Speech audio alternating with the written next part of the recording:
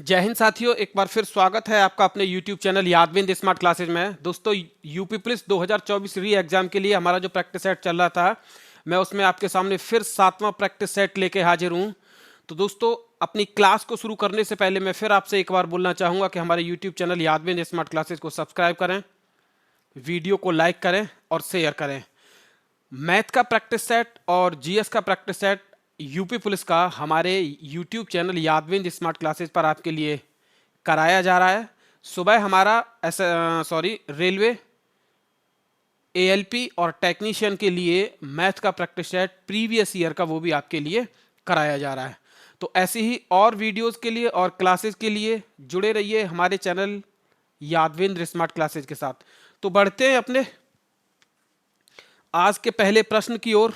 और आज का हमारा जो पहला प्रश्न होगा वो क्या है कि कच्चे फलों को कृत्रिम रूप से पकाने के लिए प्रयोग में लाई जाने वाली गैस का नाम क्या है। यानी कच्चे फलों को जब पकाया जाता है तो वो किस गैस के द्वारा पकाया जाता है, उस गैस का नाम क्या है। तो देख लीजिए, पहला ऑप्शन है आपके सामने अमोनिया, दूसरा ऑप्शन है एसिटिलीन, तीसरा ऑप्शन है कार्बन मोनोऑक्साइड और चौथा ऑप्शन है एथिलीन। ठीक है, तो कौन सा ऑप्शन सही है? तो हमारा जो ऑप्शन सही होगा वो कौन सा होगा? एथिलीन ऑप्शन सही होगा, क्योंकि कच्चे फलों को जो पकाया जाता है वो किसके द्वारा पकाया जाता है? एथिलीन गैस के द्वारा पकाया जाता है। ठीक है, अमोनिया का देख लीजिए, अमोनिया गैस जो प्रयोग की जाती है वो किस किस में की जाती है? तो अमोनिया एसी और फ्रिज, अमोनिया गैस का प्रयोग किस में किया जाता है? एसी और फ्रिज में किया जाता है। दूसरा, आपसे अगर पूछा जाए कि एसिटिलीन गैस का प्रयोग किस में किया जाता है, तो एसिटिलीन गैस का प्रयोग जो किया जाता है वो रासायनिक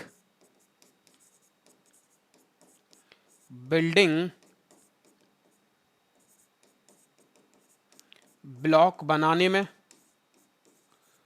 और दूसरा इस गैस का जो प्रयोग किया जाता है वो किस रूप में किया जाता है? तो इस गैस का प्रयोग ईंधन के रूप में किया जाता है। किस रूप में? ईंधन के रूप में। कार्बन मोनोऑक्साइड गैस, कौन सी गैस? कार्बन मोनोऑक्साइड गैस यानी सीओ। कार्बन मोनोऑक्साइड गैस जो है ये कैसी गैस है? तो इसको दम घोंटू गैस बोला जाता है। क्या बोला जाता है इसको? दम घोंटू गैस। यानी इस गैस से व्यक्ति का क्या होने लगता है? दम घुटने लगता है। ठीक है, तो ये था पहला प्रश्न आपके सामने कि कच्चे फलों को पकाने के लिए किस गैस का प्रयोग किया जाता है, तो कौन सी गैस है? ऑप्शन नंबर इसका कौन सा सही होगा? ऑप्शन नंबर डी इसका एकदम सही जवाब होगा। यानी गैस कौन सी है? वो एथिलीन गैस है। ठीक है, आगे बढ़ते हैं अपने अगले प्रश्न की ओर। और अगला प्रश्न है हमारा कि निम्न में से जीवित प्राणियों का कौन सा एक समूह एक ही से संबंधित है। ठीक है, ऑप्शन हैं आपके सामने। ऑप्शन नंबर ए चीनी, अमेरिकी, भारतीय तथा काले अफ्रीकी।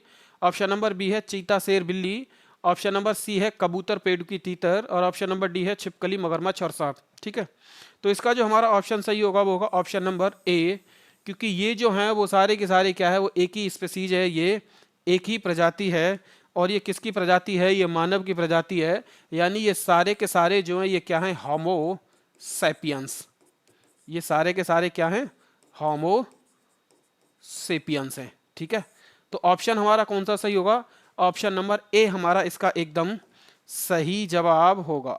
ठीक है, आगे अपने अगले प्रश्न की ओर बढ़ते हैं। प्रकाश संश्लेषण होता है, प्रकाश संश्लेषण होता है। ऑप्शन आपके सामने है न्यूक्लियस में, ऑप्शन बी है क्लोरोप्लास्ट में, ऑप्शन सी है माइटोकॉन्ड्रिया में, और ऑप्शन डी है परऑक्सीसोम में। किस में? परऑक्सीसोम में। ठीक है, तो हमारा जो ऑप्शन सही होगा वो कौन सा होगा? क्लोरोप्लास्ट। कौन सा सही होगा? क्लोरोप्लास्ट। यानी प्रकाश संश्लेषण जो होता है वो किस में होता है?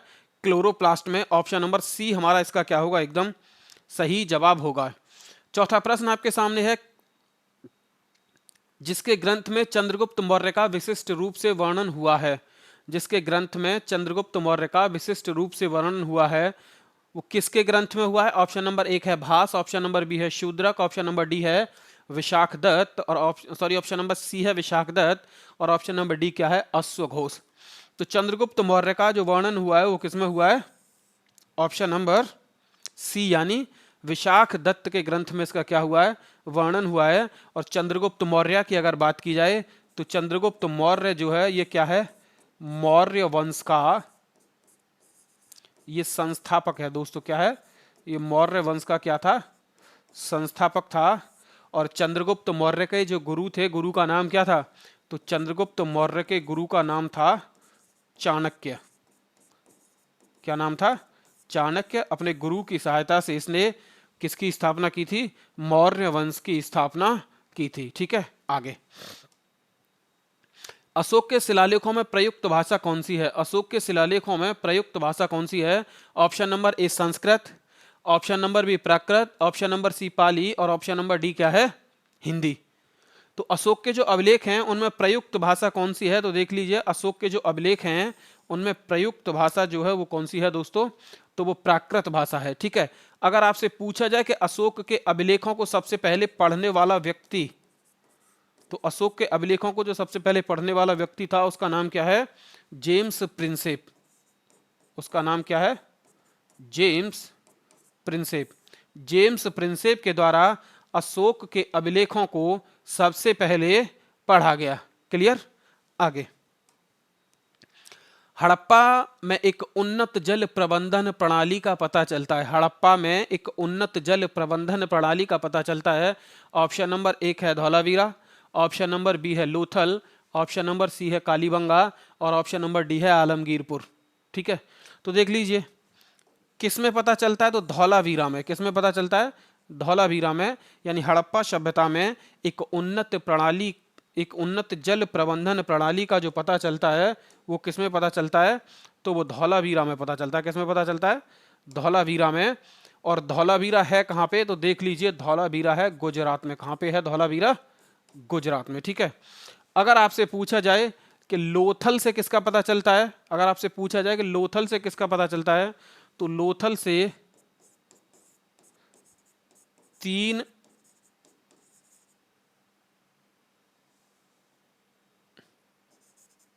युग्म समाधियों का, लोथल से 3 युग्म समाधियों का पता चलता है। यानी 3 लोगों को एक साथ दफनाए जाना जो मिला है वो कहां से मिला है, तो वो लोथल से मिला है। दूसरा, लोथल जो पड़ता है आपका, ये कहां पड़ता है, तो लोथल पड़ता है आपका गुजरात में। लोथल कहां पे पड़ता है, गुजरात में।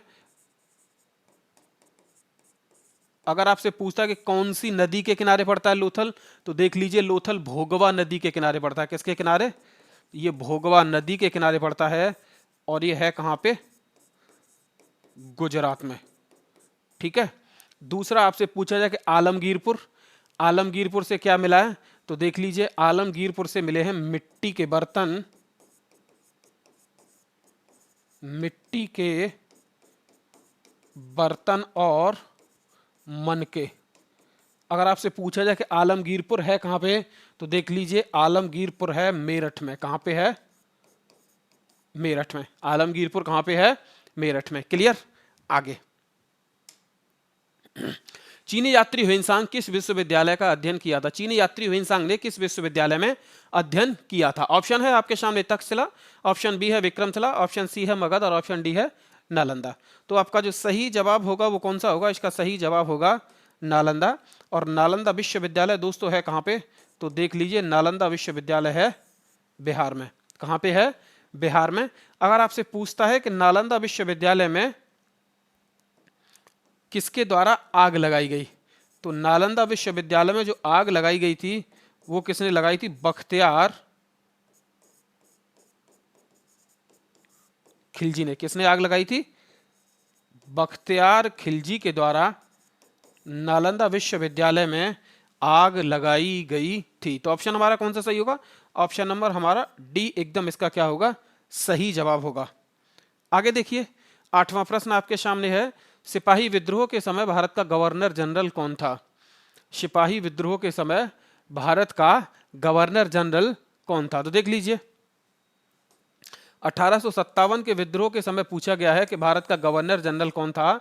ऑप्शन ए आपके सामने दे रखा है लॉर्ड कैनिंग, ऑप्शन आपके सामने बी दे रखा है लॉर्ड डलहौजी और ऑप्शन सी है लॉर्ड हॉर्डिंग और ऑप्शन डी है लॉर्ड लिटन।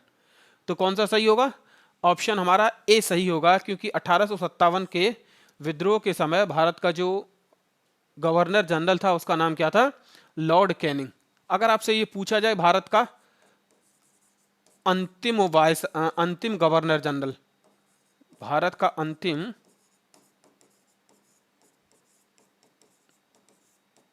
गवर्नर जनरल, ठीक है, क्योंकि ये क्या था, ये लॉर्ड कैनिंग था। लॉर्ड कैनिंग ही पहला क्या था, ये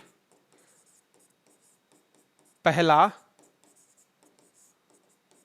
वायसराय था, क्योंकि 1858 1858 में ब्रिटेन की महारानी के द्वारा जो चार्टर एक्ट इंडिया आया था उसमें भारत के गवर्नर जनरल को क्या कहा जाने लगा था, उसके बाद वायसराय कहा जाने लगा था। और लॉर्ड कैनिंग उस समय क्या था, गवर्नर जनरल, तो लॉर्ड कैनिंग को क्या बना दिया गया था, भारत का पहला वायसराय, ठीक है। दूसरा आपसे अगर पूछता है लॉर्ड डलहौजी के बारे में, तो देख लीजिए लॉर्ड डलहौजी के द्वारा ही लाई गई थी राज्य हड़प नीति। राज्य हड़प नीति किसके द्वारा लाई गई थी, लॉर्ड डलहौजी के द्वारा लाई गई थी। और इसके द्वारा पहला हड़पा जाने वाला जो राज्य था राज्य हड़प नीति के द्वारा, तो वो कौन सा था, सतारा राज्य था। कौन सा राज्य था दोस्तों, ये सतारा राज्य था। और ये सतारा है कहाँ पे, तो देख लीजिए ये सतारा है महाराष्ट्र में। कहाँ पे है ये, सतारा महाराष्ट्र में। क्लियर। आगे नवा प्रश्न आपके सामने आ चुका है। 1857 के विद्रोह में, हाँ 1857 के विद्रोह में निम्नलिखित में से किसे उसके मित्र ने धोखा दिया तथा जिसे अंग्रेजों द्वारा बंदी बनाकर मार दिया गया। ठीक है, ऑप्शन है आपके सामने नाना साहब, ऑप्शन बी है कुंवर सिंह, ऑप्शन सी है खान बहादुर खान और ऑप्शन डी है तात्या टोपे। ठीक है, तो ऑप्शन हमारा कौन सा सही होगा, ऑप्शन हमारा डी इसका एकदम सही जवाब होगा कि तात्या टोपे को अंग्रेजों ने क्या किया, पकड़ लिया। और किसने पकड़वाया था, तो इनके मित्र ने ही इन्हें पकड़वाया था और इनको बाद में क्या किया गया, मार दिया गया। ठीक है, आपसे अगर पूछता है कि नाना साहब ने इस विद्रोह का नेतृत्व कहाँ पे किया था, तो देख लीजिए नाना साहब ने इस विद्रोह का नेतृत्व कहाँ पे किया था, कानपुर में किया था। दूसरा आपसे पूछता है कि कुंवर सिंह ने इस विद्रोह का नेतृत्व कहाँ किया था, तो कुंवर सिंह ने इस विद्रोह का नेतृत्व किया था जगदीशपुर में, यानी बिहार में। कहाँ पे किया था, जगदीशपुर बिहार में। और अगर आपसे पूछता है कि खान बहादुर खान ने इस विद्रोह का नेतृत्व कहाँ पे किया था, तो देख लीजिए खान बहादुर खान ने इस विद्रोह का नेतृत्व किया था बरेली में। क्लियर। आगे दांडी यात्रा के साथ निम्नलिखित में से क्या प्रारंभ हुआ, दांडी यात्रा के साथ निम्नलिखित में से क्या प्रारंभ हुआ। Option number A home rule league, option number B असहयोग आंदोलन, ऑप्शन नंबर सी सविनय अवज्ञा आंदोलन, ऑप्शन नंबर डी भारत छोड़ो आंदोलन। तो देख लीजिए इसका जो सही जवाब होगा वो कौन सा होगा, सविनय अवज्ञा आंदोलन। ठीक है, सविनय अवज्ञा आंदोलन किसके साथ शुरू हुआ था, ये दांडी मार्च के साथ शुरू हुआ था। और इसे और किस नाम से जाना जाता है, इसको नमक आंदोलन के नाम से भी जाना जाता है। क्या जाना जाता है, नमक आंदोलन के नाम से। दूसरा अगर आपसे पूछता है कि होम रूल लीग के दो नेता कौन कौन थे, तो देख लीजिए होम रूल लीग के नेता बाल गंगाधर तिलक एक होम रूल लीग के, और दूसरे एनी बेसेंट। दूसरे कौन सी थी, एनी बेसेंट। आपसे अगर पूछा जाए असहयोग आंदोलन कब शुरू हुआ था, तो देख लीजिए असहयोग आंदोलन शुरू हुआ था 1920 1920 में। कब शुरू हुआ था, 1920 में असहयोग आंदोलन शुरू हुआ था। और आपसे अगर पूछता है कि भारत छोड़ो आंदोलन कब शुरू हुआ था, तो भारत छोड़ो आंदोलन शुरू हुआ था 1942 में। आपसे अगर पूछता है कि सविनय अवज्ञा आंदोलन कब शुरू हुआ था, तो देख लीजिए सविनय अवज्ञा आंदोलन शुरू हुआ था 1930 में, या दांडी मार्च का प्रारंभ किया गया गांधी जी के द्वारा, तो 1930 में प्रारंभ किया गया। आगे देखिए, गोल्डन थ्रेशहोल्ड नामक कविता संग्रह की रचयिता निम्नलिखित में से कौन है। ऑप्शन नंबर एक है Aruna Asaf Ali, option number B है Annie Besant, option number C है सरोजनी नायडू और ऑप्शन नंबर डी है Vijay Lakshmi Pandit. Option number D क्या है, विजय लक्ष्मी पंडित। ठीक है, तो देख लीजिए ऑप्शन जो हमारा सही होगा वो क्या होगा, एनी बेसेंट। कौन सा ऑप्शन सही होगा, एनी बेसेंट ने कौन सी कविता लिखी थी, गोल्डन थ्रेशहोल्ड जो कविता है वो किसकी है, एनी बेसेंट की। आगे आगे दिया गया है सूची 1 को सूची 2 से सुमेलित कीजिए और सूचियों के नीचे दिए गए कूट का प्रयोग कर सही उत्तर चुनिए। ठीक है, ये आपके सामने दे रखे हैं ऑप्शंस, और ऑप्शंस में क्या दे रखा है, पहला दे रखा है कॉफी बोर्ड। ये पूछा गया कि कॉफी बोर्ड की स्थापना कहाँ हुई थी। दूसरा दे रखा है आपके सामने रबर बोर्ड। तीसरा आपके सामने दे रखा है चाय बोर्ड। और चौथा आपके सामने दे रखा है तंबाकू बोर्ड। ठीक है, तो क्या पूछ रहा है इसमें कि इनको मिलान कीजिए कि कौन से का सही जवाब है। तो सबसे पहले हम बात करें कि कॉफी बोर्ड की, कॉफी बोर्ड की स्थापना कहां पे की गई थी। तो कॉफी बोर्ड की स्थापना दोस्तों की गई थी, ये बिल्कुल इसका सही जवाब है कि कॉफी बोर्ड की स्थापना कहां पे की गई थी, तो बेंगलुरु में की गई थी। अगर आपसे पूछता है कि रबर बोर्ड की स्थापना कहां पे की गई थी, तो रबर बोर्ड की स्थापना की गई थी कहां पे, कोट्टयम में। और अगर आपसे पूछता है कि चाय बोर्ड की स्थापना कहां पे की गई थी, तो चाय बोर्ड की स्थापना कहां पे की गई थी, कोलकाता में। और अगर आपसे पूछता है कि तंबाकू बोर्ड की स्थापना कहां पे की गई थी, तो तंबाकू बोर्ड की स्थापना की गई थी गुंटूर में। कहां पे की गई थी, गुंटूर में। यानी ए का पहला, बी का तीसरा, और सी का चौथा, और डी का दूसरा। तो ऑप्शन हमारा कौन सा सही होगा, ऑप्शन नंबर बी इसका सही जवाब होगा। कौन सा सही जवाब होगा इसका, ऑप्शन नंबर बी इसका क्या होगा, सही जवाब होगा। आगे देखिए, निम्न में से किस एक राष्ट्रीय उद्यानों की संख्या ज्यादा है।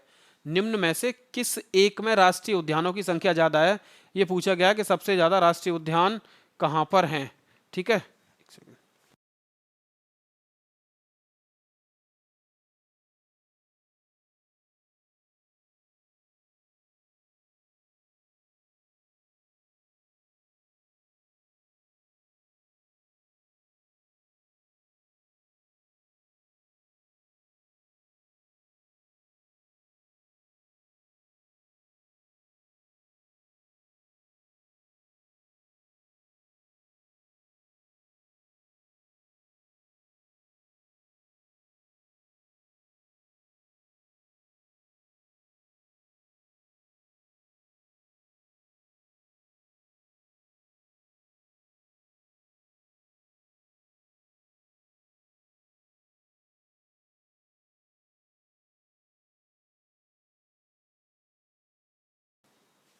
ठीक है, देखिए ऑप्शन क्या है आपके सामने।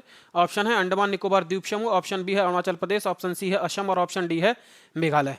तो इसका जो सही जवाब होगा वो कौन सा होगा, ऑप्शन नंबर ए इसका सही जवाब होगा। कौन सा होगा, ऑप्शन नंबर ए इसका सही जवाब होगा कि राष्ट्रीय उद्यानों की निम्नलिखित चारों में से सबसे ज्यादा संख्या है वो कहां पे है, तो अंडमान निकोबार द्वीप समूह में है। कहां पे है, अंडमान निकोबार और द्वीप समूह में। आगे देखिए, संविधान से ये प्रश्न पूछा गया कि 98वां संविधान संशोधन किससे संबंधित है। ऑप्शन है आपके सामने, सेवा कर के विनियोजन तथा उगाही के लिए केंद्र को अधिकार देना। ऑप्शन नंबर बी है राष्ट्रीय न्यायिक आयोग का गठन। ऑप्शन नंबर सी है जनगणना 2001 के आधार पर निर्वाचन क्षेत्र का पुनः समायोजन। और ऑप्शन नंबर डी है राज्यों के बीच नई सीमाओं का सीमांकन। तो इसके जो ऑप्शन सही होगा वो कौन सा होगा, ऑप्शन नंबर बी सही होगा, नेशनल जुडिशियल कमीशन, राष्ट्रीय न्यायिक नियुक्ति आयोग। ये किस अधिनियम से संबंधित है, तो संविधान संशोधन 98 से संबंधित है। ठीक है, आगे निम्नलिखित कथनों पर विचार कीजिए। अनुच्छेद 301 संपत्ति के अधिकार से संबंधित है। दूसरा है संपत्ति का अधिकार एक वैधिक अधिकार है किंतु एक मूल अधिकार नहीं है। ऑप्शन तीसरा है भारत के संविधान के अनुच्छेद 301 केंद्र में कांग्रेस सरकार द्वारा 44वें संविधान संशोधन से अंतः स्थापित किया गया। ठीक है, बिल्कुल सही है। देखिएगा, अनुच्छेद 301 जो है ये क्या बता रहा है कि संपत्ति के अधिकार से संबंधित है, ऐसा बिल्कुल नहीं है। ठीक है, तो अनुच्छेद 301 किससे संबंधित है, तो देख लीजिए अनुच्छेद 301 जो संबंधित है यह है दोस्तों व्यापार, वाणिज्य,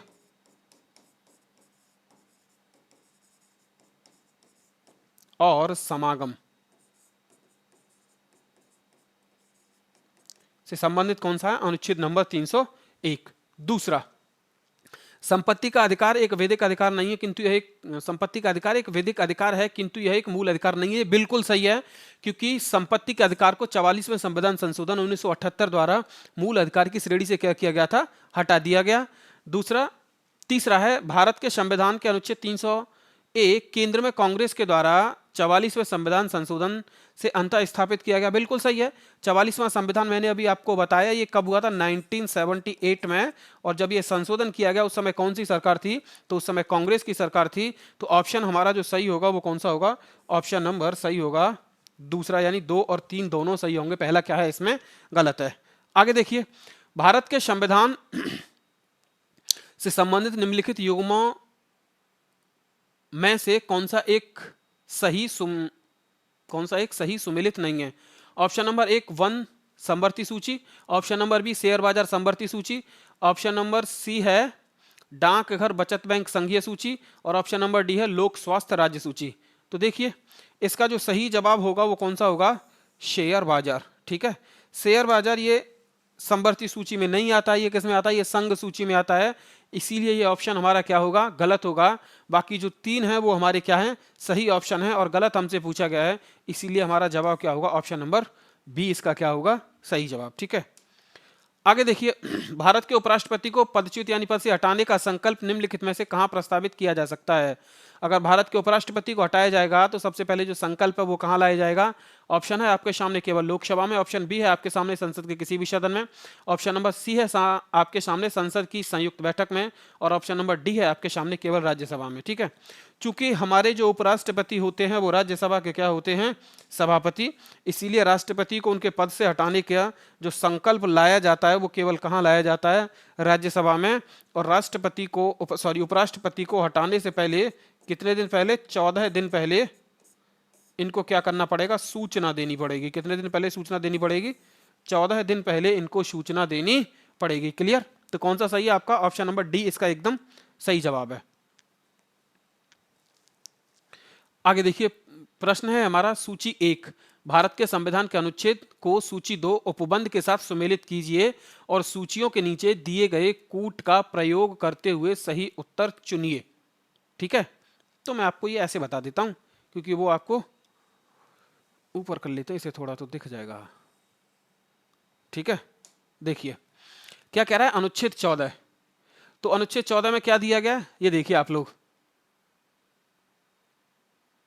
अनुच्छेद 14 में क्या दिया गया दोस्तों, देख लीजिए अनुच्छेद 14 में क्या दिया गया है, राज्य यानी भारत के राज्य क्षेत्र में किसी भी व्यक्ति को विधि के समक्ष समानता, समता से या विधियों के समान संरक्षण से वंचित नहीं करेगा। अनुच्छेद 14 क्या कहता है, विधि के समक्ष समानता, और ये किसमें है, तो ए का क्या हो जाएगा, ए का दूसरा हो जाएगा। दूसरा दे रखा है अनुच्छेद 15, तो अनुच्छेद 15 में क्या दे रखा है, तो इसका कौन सा होगा, देख लीजिए अनुच्छेद 15 में जो होगा वो क्या होगा, ये राज्य किसी भी नागरिक के विरुद्ध केवल धर्म, मूलवंश, जाति, जन्मस्थान या इनमें से किसी एक आधार पर विभेद नहीं करेगा। ये कौन सा अनुच्छेद कहता है, तो ये 15 अनुच्छेद कहता है। अब हम बात करें अनुच्छेद 16 की, तो अनुच्छेद 16 क्या कहता है, तो देख लीजिए अनुच्छेद 16 क्या कहता है, तो अनुच्छेद 16 क्या कहता है, राज्य के अधीन किसी पद पर नियोजन या नियुक्ति से संबंधित विषयों में सभी नागरिकों के लिए अवसर की समता होगी। ठीक है, यानी लोक नियोजन के विषय में अवसर की समानता कौन सा बताता है, अनुच्छेद 16 बताता है, तो सी का कौन सा होगा, चौथा। क्लियर, बचा आपका कौन सा, लास्ट बचा हुआ है, और लास्ट आपका कौन सा है, तो देख लीजिए आपका लास्ट है 17वां। 17 में क्या दे रखा है, अस्पृश्यता यानी छुआछूत का अंत। ठीक है, तो इसमें क्या होगा, देख लीजिए ए का दूसरा, बी का क्या होगा, पहला, और सी का क्या होगा दोस्तों, तो सी का होगा चौथा, और डी का, तो डी का क्या होगा भाई, डी का होगा तीसरा, यानी ए का 2, 2 1 4 3। तो ऑप्शन हमारा कौन सा सही होगा, ऑप्शन नंबर हमारा इसका कौन सा सही होगा, सी सही होगा। कौन सा होगा, ऑप्शन नंबर हमारा सी सही होगा। आगे देखिए, निम्नलिखित फसलों पर विचार कीजिए, कपास, मूंगफली, मक्का और सरसों। ये पूछा गया उपरोक्त में से खरीफ की फसल कौन सी है, उपरोक्त में से खरीफ की फसल कौन सी है, ये क्या किया गया, इसमें पूछा गया है। तो देख लीजिए जो सरसों है आपकी, ये खरीफ की फसल नहीं है, तो इसलिए ऑप्शन ये तीनों जो हैं आपकी वो क्या है, ये खरीफ की फसल है।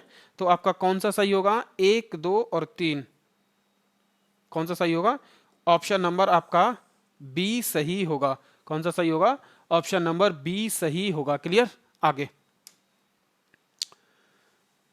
निम्नलिखित कथनों पर विचार कीजिए। भारतीय रिजर्व बैंक का राष्ट्रीयकरण 26 जनवरी 1950 को हुआ। भारत सरकार के ऋण कार्यक्रमों का संचालन व्यय विभाग वित्त मंत्रालय द्वारा होता है। उपरोक्त कथनों में से कोई नहीं। तो ये पूछा गया कि निम्नलिखित कथनों पर क्या कीजिए, विचार कीजिए। पहला, भारतीय रिजर्व बैंक का राष्ट्रीयकरण 26 जनवरी 1950 को हुआ, गलत है। ये 26 जनवरी 1950 को रिजर्व बैंक का राष्ट्रीयकरण नहीं हुआ। दूसरा क्या है, भारत सरकार के ऋण कार्यक्रमों का संचालन व्यय विभाग या वित्त मंत्रालय के द्वारा होता है, ये भी क्या है, गलत है। तो हमारा कौन सा सही होगा, देख लीजिए, इसमें से सही होगा इनमें से कोई नहीं। कौन सा सही होगा, इनमें से कोई नहीं। आगे, Netaji Subhash Chandra Bose institute of sports कहाँ स्थित है? Netaji Subhash Chandra Bose institute of sports कहाँ स्थित है? Option number A Ludhiana, option number B Patiala, option number C Gwalior और ऑप्शन नंबर डी कोलकाता। तो कौन सा सही होगा, देख लीजिए। इसका जो सही जवाब होगा वो कौन सा होगा, पटियाला।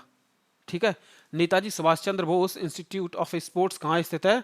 तो ये पटियाला में स्थित है। ठीक है, आगे, नेशनल पुलिस एकेडमी कहाँ स्थित है? नेशनल पुलिस अकादमी कहाँ स्थित है? Option number A Hyderabad, option number B Dhanbad, option number C Mussoorie और ऑप्शन नंबर डी रांची। तो इसका जो सही जवाब होगा दोस्तों कौन सा होगा? तो नेशनल पुलिस एकेडमी कहाँ स्थित है? तो ये हैदराबाद में स्थित है। कहाँ स्थित है? हैदराबाद में स्थित है। आगे, रडार का प्रयोग मुख्य रूप से किया जाता है। रडार का प्रयोग मुख्य रूप से किया जाता है। ऑप्शन नंबर एक है आपके सामने, प्रकाश तरंगों द्वारा वस्तुओं का पता लगाने के लिए। ऑप्शन बी है ध्वनि तरंगों को परावर्तित करके वस्तुओं का पता लगाने के लिए। ऑप्शन सी है रेडियो तरंगों द्वारा वस्तुओं की उपस्थिति और स्थिति ज्ञात करने के लिए। और ऑप्शन डी है वर्षा के जल भरे बादलों का पीछा करने के लिए। तो आपका जो सही जवाब होगा वो कौन सा होगा? ऑप्शन नंबर सी इसका क्या होगा, एकदम सही जवाब होगा।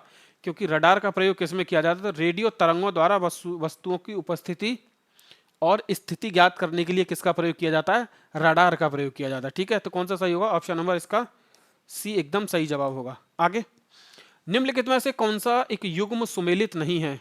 निम्नलिखित में से कौन सा एक युग्म सुमेलित नहीं है? ऑप्शन है आपके सामने, यूरेनियम झारखंड में पाया जाता है, बिल्कुल सही है, मिलता है। मोनोजाइट केरल में मिलता है, ये बिल्कुल सही है, मिलता है। और लिग्नाइट तमिलनाडु में मिलता है, सही है। तो कौन सा सही नहीं हुआ? चौथा। तो एक ही ऑप्शन बचा आपके सामने, ऑप्शन नंबर डी। कौन सा बचा? ऑप्शन नंबर डी आपके सामने बचा। आगे, पहला कंप्यूटर किसने बनाया था? पहला कंप्यूटर किसने बनाया था? ऑप्शन नंबर एक Bill Gates, option number B Bill Clinton, option number C Charles Babbage और ऑप्शन नंबर डी मार्कोनी। तो पहला कंप्यूटर किसने बनाया था? तो देख लीजिए, पहला कंप्यूटर जो बनाया था वो किसने बनाया था? चार्ल्स बेबेज ने बनाया था। किसने बनाया था? चार्ल्स बेबेज ने। कंप्यूटर का जनक या फादर ऑफ कंप्यूटर किसे कहा जाता है? चार्ल्स बेबेज को कहा जाता है। तो ऑप्शन नंबर कौन सा होगा? ऑप्शन नंबर सी आपका एकदम सही जवाब होगा। कृषि में खाद्य के रूप में बीजों को सुरक्षित रखने के लिए फफूंदी मार के तौर पर उपयोग किया जाता है। यानी बीजों को फफूंदी से बचाने के लिए किसका प्रयोग किया जाता है? ऑप्शन है आपके सामने जस्ता एवं मैग्नीज युक्त रसायन का। ऑप्शन नंबर बी सल्फर एवं ब्रोमीन युक्त रसायन का। ऑप्शन बी सल्फर एवं ब्रोमीन युक्त रसायन का। ऑप्शन सी क्या है? क्लोरीन एवं सल्फाइड युक्त रसायन का। और ऑप्शन डी है उपरोक्त में से कोई नहीं। ठीक है, तो कौन सा सही होगा? देख लीजिए, सही होगा ऑप्शन नंबर ए इसका सही जवाब होगा कि बीजों को फफूंदी से बचाने के लिए जस्ता और मैग्नीज युक्त रसायन का क्या किया जाता है? प्रयोग किया जाता है। ठीक है, आगे, आगे पूछा गया कि कौन सा युग्म सुमेलित नहीं है। ऑप्शन है आपके सामने महान हिमालयी राष्ट्रीय उद्यान मनाली हिमाचल प्रदेश में स्थित है। Option number B Rajaji national park Dehradun. Option number C Keoladeo राष्ट्रीय उद्यान भरतपुर और ऑप्शन डी है वन विहार राष्ट्रीय उद्यान जबलपुर। ठीक है, तो ये पूछा गया कि कौन सा सुमेलित नहीं है। तो ये सुमेलित नहीं है क्योंकि ये राष्ट्रीय उद्यान जबलपुर में नहीं है। ये राष्ट्रीय उद्यान है कहाँ पे? तो देख लीजिए, ये राष्ट्रीय उद्यान है दोस्तों, है तो ये मध्य प्रदेश में, लेकिन मध्य प्रदेश में कहाँ पे है? भोपाल में। क्लियर।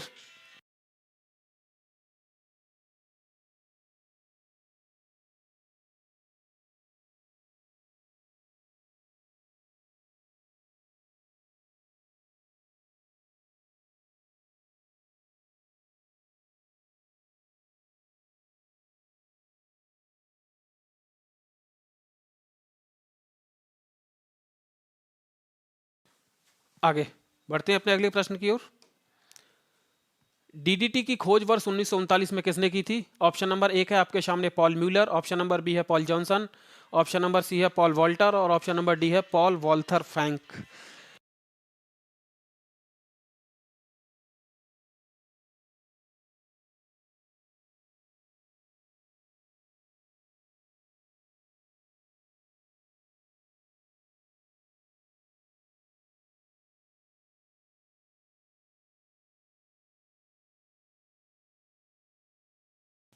ठीक है, तो इसका जो हमारा सही जवाब होगा वो क्या होगा?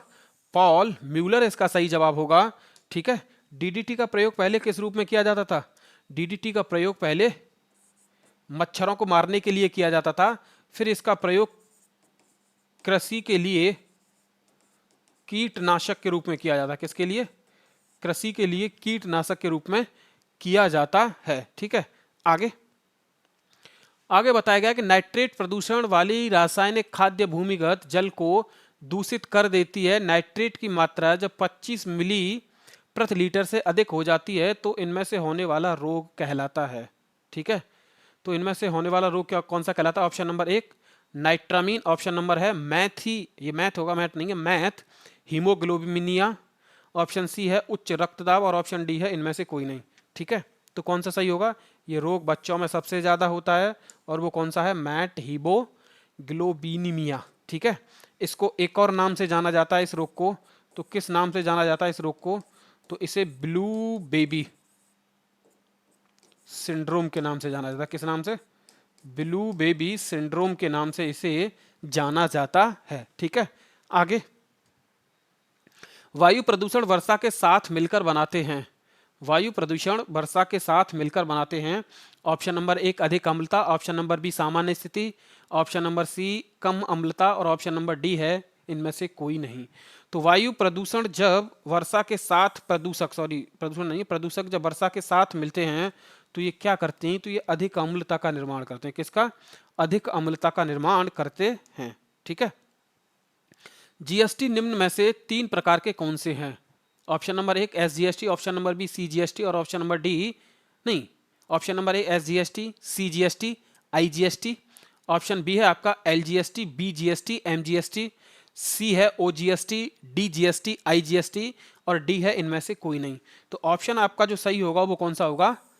SGST state goods and service tax, CGST central goods and service tax, IGST integrated goods and service tax. ठीक है, यानी राज्य वस्तु एवं सेवा कर, केंद्र वस्तु एवं सेवा कर और क्या है? एकीकृत वस्तु एवं सेवा कर। तो कौन सा सही होगा? ऑप्शन नंबर ए इसका क्या होगा? सही जवाब होगा। आगे पीरियोडिक टेबल निम्नलिखित में से किसने प्रतिपादित की थी? पीरियोडिक टेबल निम्नलिखित में से किसने प्रतिपादित की थी? ऑप्शन हैं आपके सामने वोल्टा, ऑप्शन बी है कैल्विन, ऑप्शन सी है मेंडलीव और ऑप्शन डी है इनमें से कोई नहीं। तो इसका सही जो जवाब होगा वो कौन सा होगा? मेंडलीव। पीरियोडिक टेबल का जो प्रतिपादन किया था वो किसने किया था? मेंडलीव के द्वारा किया गया था। ठीक है, आगे 33वां प्रश्न है आपके सामने। विश्व पृथ्वी दिवस निम्न में से किस दिन मनाया जाता है? विश्व पृथ्वी दिवस निम्न में से किस दिन मनाया जाता है? ऑप्शन है आपके सामने 10 अप्रैल, ऑप्शन बी है आपके सामने 22 अप्रैल, ऑप्शन सी है आपके सामने 5 अप्रैल और ऑप्शन डी है आपके सामने 2 अप्रैल। ठीक है, तो इनमें से कौन सा सही होगा? हमारा ऑप्शन नंबर बी इसमें से एकदम सही जवाब होगा, क्योंकि 22 अप्रैल को जो मनाया जाता है वो क्या मनाया जाता है? पृथ्वी दिवस। और 10 अप्रैल को क्या मनाया जाता है? सिबलिंग डे मनाया जाता है, यानी भाई बहन दिवस। क्या मनाया जाता है? भाई बहन दिवस, सिबलिंग डे मनाया जाता है। कब? 10 अप्रैल को। दूसरा अगर आपसे पूछा जाता है कि 5 अप्रैल को क्या मनाया जाता है, तो 5 अप्रैल को मनाया जाता है राष्ट्रीय समुद्री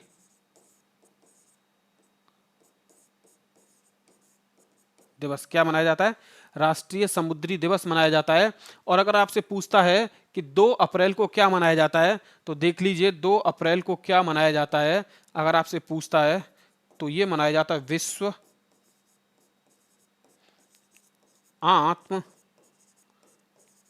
केंद्रित दिवस। क्या मनाया जाता है? विश्व आत्म केंद्रित दिवस कब मनाया जाता है? तो विश्व आत्म केंद्रित दिवस मनाया जाता है 2 अप्रैल को। क्लियर? आगे, उत्तर प्रदेश राजकीय पुरातत्व संग्रहालय कहाँ स्थित है? उत्तर प्रदेश राजकीय पुरातत्व संग्रहालय कहाँ स्थित है? Option number A Allahabad, option number B Varanasi, option number C Jaunpur और ऑप्शन नंबर डी कन्नौज। तो क्या पूछा गया? उत्तर प्रदेश राजकीय पुरातत्व संग्रहालय कहाँ स्थित है?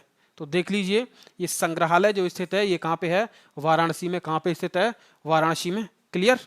आगे, सैयद सालार मेला कहाँ लगता है? सैयद सालार मेला कहाँ लगता है? Option number A Bahraich, option number A Fatehpur Sikri, option number C Barabanki और ऑप्शन नंबर डी गोंडा। ठीक है, तो सैयद सालार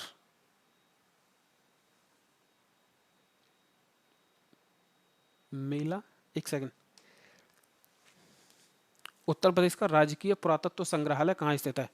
ये यहां पे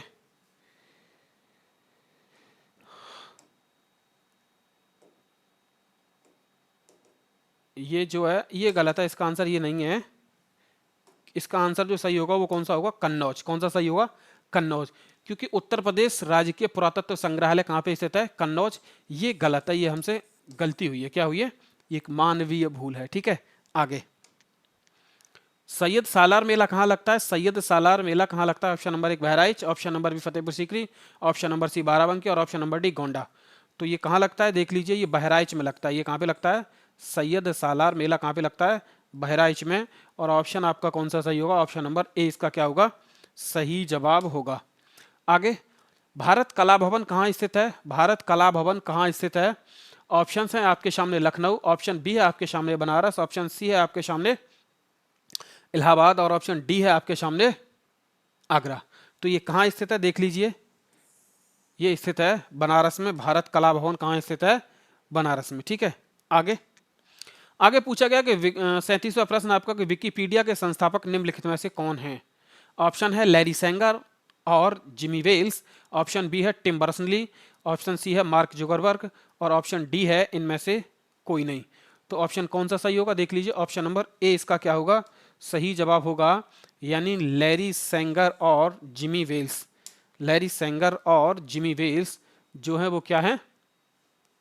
संस्थापक हैं किसके? विकिपीडिया के। किसके संस्थापक हैं? तो ये विकिपीडिया के संस्थापक हैं।